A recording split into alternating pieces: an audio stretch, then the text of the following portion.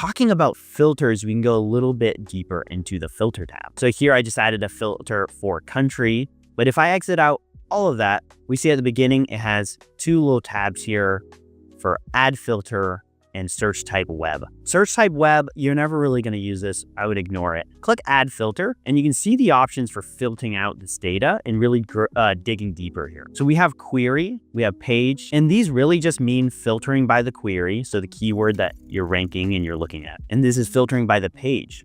And so a very good example of this is for queries and for pages, it's filtering the actual text within them. So say you want any query containing what, right? So you want to find blog post to write about. So you're going to say, what is X?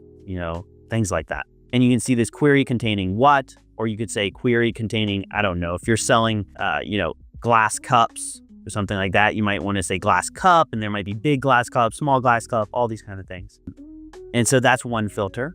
And then you have page, and page is actually by the URL. So like a common example in Shopify and e-commerce is like /collections, which will show you all your collection pages, or /products. And so that'll actually show all the rankings of your specific product pages. Honestly, one even better example that I should use here is /blogs, /blog. Depending on how your website is set up with the URLs, /blog will show you all the rankings of your blog, how they're doing, where is the rankings.